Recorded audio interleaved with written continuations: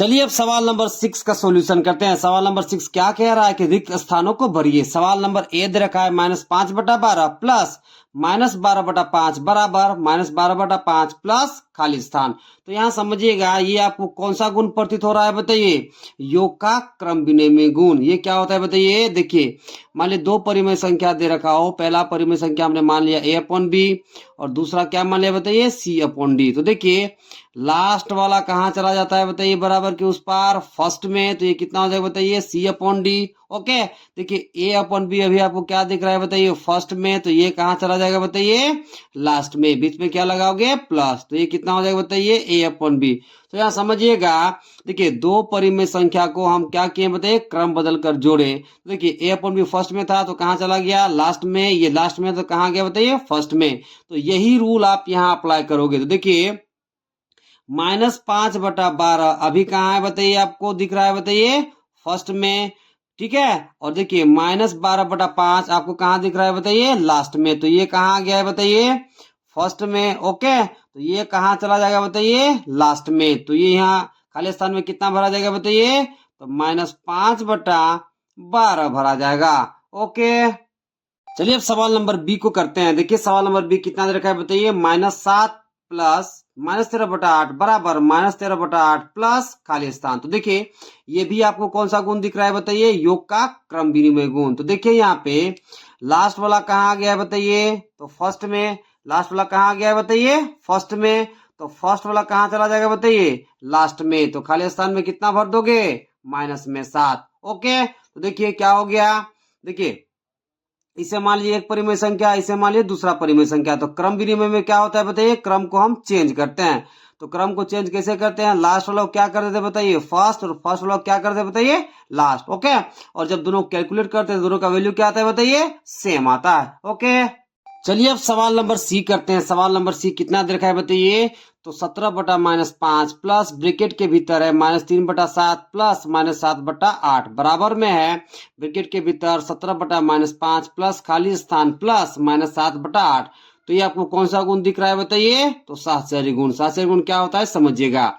मान लीजिए आपके पास तीन परिमेय संख्या है, पहला मान लीजिए a/b, दूसरा मान लीजिए c/d और तीसरा मान लीजिए e/f। अब देखिए जब इन तीनों परिमेय संख्याओं में हम योग का साहचर्य गुण लगाएंगे, ओके, तो पहली परिमेय संख्या को मान लीजिए हम बाहर रखते हैं प्लस इन दोनों परिमेय संख्या को ब्रैकेट के भीतर हम ऐड करते हैं। तो ये कितना बनेगा बताइए c/d प्लस e/f। अब देखिए पहली परिमेय संख्या को हमने बाहर रखा और बाद वाले दो परिमेय संख्या को हमने क्या किया बताइए ऐड किया। ओके, बराबर के इस पार क्या करते हैं कि आप पहले वाले दो परिमेय संख्या को ब्रैकेट के भीतर रख के ऐड करते हैं। तो ये कितना बनेगा बताइए a/b प्लस c/d, ब्रैकेट के बाहर कितना होगा बताइए प्लस में e/f। तो यहाँ समझिएगा देखिए तीन परिमेय संख्या था मेरे पास, तो पहले को हम क्या रखें बाहर में प्लस, इन दोनों को ऐड किए, बराबर के इस पार इन दोनों को ब्रैकेट के भीतर रखे, फिर इसको ऐड किए, मतलब तीसरा वाला को ऐड किए। तो यही गुण आप प्रश्न में भी लगाओगे। देखिए यहाँ बाद वाला दो परिमेय संख्या आपको ब्रैकेट के भीतर दिख रहा है, ठीक है, पहला वाला क्या है बताइए बाहर। तो जब बराबर के इस पार क्या होगा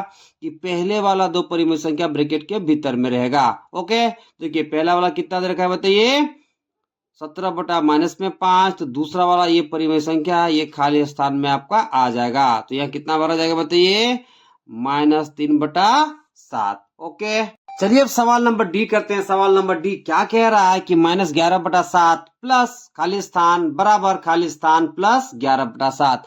हमें इन दोनों खाली स्थानों में वैसा वैल्यू भरना है कि बाएं तरफ का मान और दाएं तरफ का मान दोनों का मान क्या हो बताइए सेम हो। तो क्वेश्चन कितना दिया है बताइए -11/7 प्लस खाली स्थान बराबर खाली स्थान प्लस 11/7।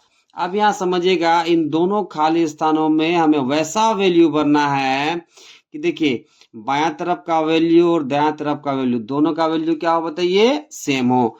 तब हम क्या करेंगे देखिए इस वैल्यू को, ठीक है, बराबर के उस पार वाला खाली स्थान में भर देंगे और इस वाले वैल्यू को बराबर के इस पार वाले खाली स्थान में भर देंगे। जब ऐसा करोगे तो बायां तरफ का वैल्यू और दायां तरफ का वैल्यू दोनों का वैल्यू क्या हो जाएगा इक्वल हो जाएगा। ओके, तो तो यहाँ कितना है बताइए -11/7। ओके, इस खाली स्थान में क्या भर दोगे, तो इस वाले वैल्यू को ला करके यहाँ भर दोगे। तो ये कितना होगा बताइए 11/7। यहाँ खाली स्थान है बराबर के इस पार, तो इस वाले वैल्यू को आप यहाँ भर दोगे। तो ये कितना हो जाएगा बताइए -11/7 और प्लस में कितना दे रखा है बताइए 11/7। अब आप देख सकते हो कि दोनों तरफ का वैल्यू क्या है बताइए सेम है। ओके, चलिए सवाल नंबर 7 करते हैं। सवाल नंबर 7 क्या कह रहा है कि निम्नलिखित प्रश्नों का उत्तर दीजिए। सवाल नंबर 1 कह रहा है कि वो कौन सी परिमेय संख्या है जिसका योज्य प्रतिलोम वह स्वयं है। तो सबसे पहले हम लोग समझ लेते हैं योज्य प्रतिलोम क्या होता है। ओके, फिर आते हैं सवाल में। तो समझिएगा कि मान लीजिए कोई परिमेय संख्या दे रखा हो, हम मान लेते हैं 1/2। ओके, अब देखिए 1/2 को हम किसके साथ जोड़े कि हमको कितना मिले बताइए 0 मिले। तो किसके साथ जोड़ना पड़ेगा बताइए -1/2 के साथ। तो समझिएगा कि जो भी परिमेय संख्या दिया हो, ठीक है, उसी का विपरीत चिन्ह ही क्या कहलाता है बताइए योज्य प्रतिलोम। जैसे मान लीजिए 1/3 है तो इसका प्रतिलोम क्या कहलाएगा योज्य में बताइए, तो -1/3। मान लीजिए -1/3 दे रखा हो तो इसका योज्य प्रतिलोम कितना कहलाएगा, इसका विपरीत चिन्ह यानी कि 1/3। ओके, जैसे मान लीजिए और एग्जांपल लेते हैं कि -4/3 दे रखा हो तो इसका योज्य प्रतिलोम कितना हो जाएगा बताइए, तो 4/3। यानी कि जो चिन्ह में दिया हो उसके चिन्ह को आपको बदल देना है, वही आपका क्या हो जाएगा बताइए योज्य प्रतिलोम। अब आइए सवाल में। सवाल क्या कहता है कि वो कौन सी परिमेय संख्या है जिसका योज्य प्रतिलोम वो स्वयं है। तो देखिएगा, देखिए यहाँ पे मान लीजिए वो परिमेय संख्या कौन सी है बताइए 0। ठीक है, अब 0 का आप योज्य प्रतिलोम निकालोगे तो आप कितना लिखोगे माइनस लगा के 0। ओके, -0 का मतलब क्या 0 ही हो गया। तो देखिए 0 का योज्य प्रतिलोम कितना हो गया बताइए 0 ही हो गया। इसलिए हम क्या कह सकते हैं कि 0 ही वो परिमेय संख्या है जो स्वयं का क्या है बताइए योज्य प्रतिलोम है। ओके, तो देखिए यहाँ क्या लिखोगे बताइए 0 ही वह परिमेय संख्या है, परिमेय संख्या है जो स्वयं का योज्य प्रतिलोम है। ओके, चलिए अब सवाल नंबर बी करते हैं। सवाल नंबर बी क्या कह रहा है कि किसी ऋणात्मक परिमेय संख्या का ऋणात्मक क्या है। मतलब हमें बताना है कि कोई परिमेय संख्या जो पहले से ऋणात्मक है और उस परिमेय संख्या का हम ऋणात्मक लेंगे तो क्या होगा। तो देखिए मान लीजिए एग्जांपल लेते हैं कि -1/2 मेरे पास ऋणात्मक परिमेय संख्या है। ओके, अब इसी का हमें क्या लेना है बताइए ऋणात्मक। ओके, तो देखिए माइनस और माइनस मल्टीप्लाई होगा तो क्या हो जाएगा बताइए प्लस, और यहाँ कितना बच जाएगा बताइए 1/2। यानी कि किसी भी परिमेय संख्या जो ऋणात्मक है और उसी का हम ऋणात्मक लेंगे तो हमें क्या मिलेगा बताइए धनात्मक परिमेय संख्या। क्या मिल जाएगा बताइए धनात्मक परिमेय संख्या। ओके, अब चलिए सवाल नंबर सी करते हैं। सवाल नंबर सी क्या कह रहा है कि क्या दो परिमेय संख्याओं का अंतर एक परिमेय संख्या है। हमें बताना है कि दो परिमेय संख्या का आप अंतर करोगे तो क्या वो परिमेय संख्या आएगा। आइए समझते हैं। तो मान लीजिए एक परिमेय संख्या हम लेते हैं 1/2 और दूसरा लेते हैं 1/4। ठीक है, अब दोनों का हम क्या निकालते हैं बताइए अंतर। तो क्या हो जाएगा बताइए 1/2 माइनस 1/4 लसअ लोगे तो आपको कितना मिलेगा 4। ओके, देखिए 2 दूना 4 तो 2 कम कितना हो जाएगा 2, 4 एकम 4 तो 1 एकम कितना हो जाएगा 1, तो 2 में एक जगह कितना बचेगा 1। ओके, और नीचे कितना है बताइए 4। तो आप देख सकते हैं कि जब दो परिमेय संख्या का हम क्या लिए बताइए अंतर, तो हमें क्या मिला बताइए परिमेय संख्या ही मिला। तो यहाँ क्या लिखोगे, हाँ दो परिमेय संख्याओं का अंतर, दो परिमेय संख्याओं का अंतर एक परिमेय संख्या होती है, एक परिमेय संख्या होती है। ओके, चलिए अब सवाल नंबर डी करते हैं। सवाल नंबर डी क्या कह रहा है कि क्या योग पर परिमेय संख्याएं सहचार्य है। हमें बताना है कि क्या योग पर परिमेय संख्याएं सहचार्य है या नहीं।